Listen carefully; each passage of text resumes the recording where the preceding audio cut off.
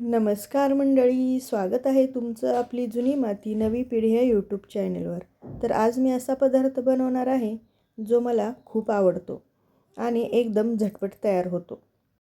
खास आणि एकदम चविष्ट, जे खाल्ल्यानंतर मन अगदी तृप्त होतं.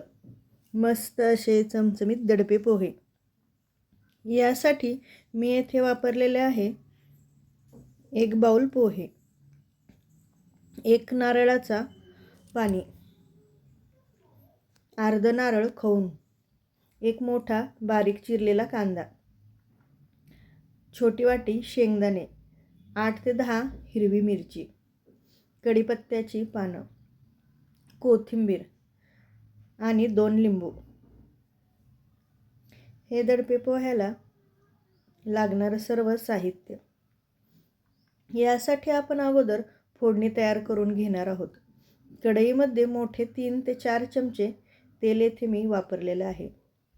तेल चांगलं गरम झालं की यामध्ये अर्धा चमचा मोहरी आपली तडतडली की यामध्ये अर्धा चमचा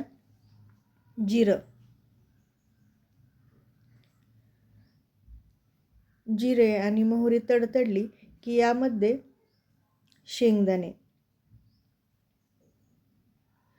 शेंगदाणे आपल्याला यामध्ये तळून घ्यायचे आहेत.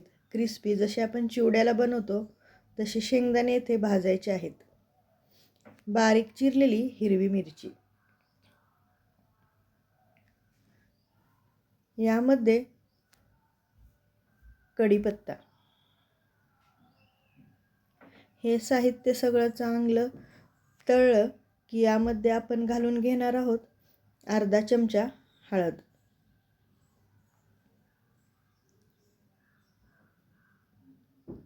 फोडणी चांगली क्रिस्पी झालेली आहे. त्यानंतर यामध्ये मी अर्धा चमचा हळद घालून घेतलेली आहे.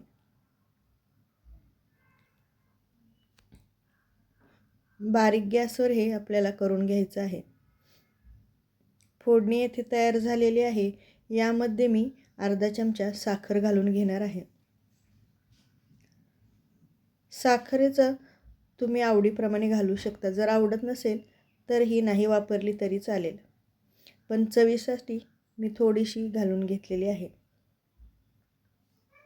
फोडणी आपली चांगली तयार झालेली आहे. आता आपण दडपे पोहे बनवायला घेऊया. एका भांड्यामध्ये अगोदर पोहे आपल्याला घ्यायचे आहेत. यामध्ये जी आपण तयार केलेली फोडणी आहे ती घालून घ्यायची आहे. ही पहा, या पद्धतीने आपल्याला ही फोडणी यामध्ये घालून घ्यायची आहे. याला चांगलं मिक्स करून घ्यायचं आहे. सर्व पोह्यांना फोडणी आपली येथे लागली पाहिजे. हातानेच याला चांगलं मिक्स करून घ्या, म्हणजे फोडणी आपली व्यवस्थित बसेल. हे खायला अगदी चविष्ट लागतात. मला खूप आवडतात दडपे पोहे. यामध्ये आता आपण चिरलेला कांदा घालून घेऊया. सर्व साहित्य आपल्याला येथे कच्चंच घालून घ्यायचं आहे. खवलेला नारळ,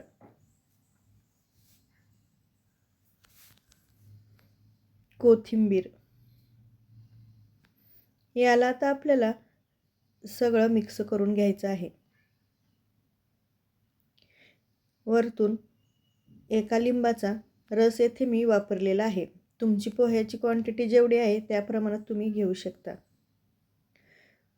नारळाचं पाणी, अर्धा ग्लास येथे मी नारळाचं पाणी घातलेलं आहे. तुमच्याकडे जर नारळाचं पाणी नसेल तर साधं पाणी तुम्ही घालू शकता, पण नारळाच्या पाण्याने याची चव एकदम छान होते. याला आता आपल्याला मिक्स करून घ्यायचं आहे. वरतून यावर चवीपुरतं मीठ. हे सर्व आपल्याला छान असं मिक्स करून घ्यायचं आहे.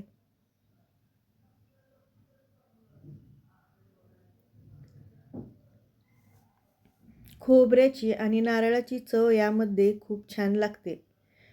हे वापरणं गरजेचं आहे. याला आता आपल्याला 8 ते 10 मिनटं झाकून ठेवायचं आहे. 10 मिनटं पण नाही आहे, 5 ते 6 मिनटात हे तयार होतात. हे पहा, दडपे पोहे आपले येथे तयार झालेले आहेत.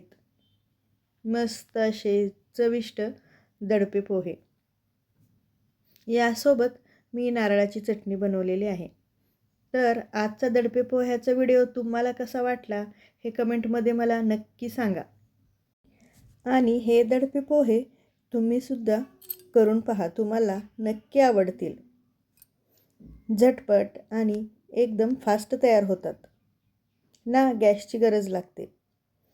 दडपे पोह्याचा व्हिडिओ तुम्हाला आवडला असेल तर आपली जुनी माती नवी पिढी या यूट्यूब चॅनलला सबस्क्राईब करायला विसरू नका. धन्यवाद.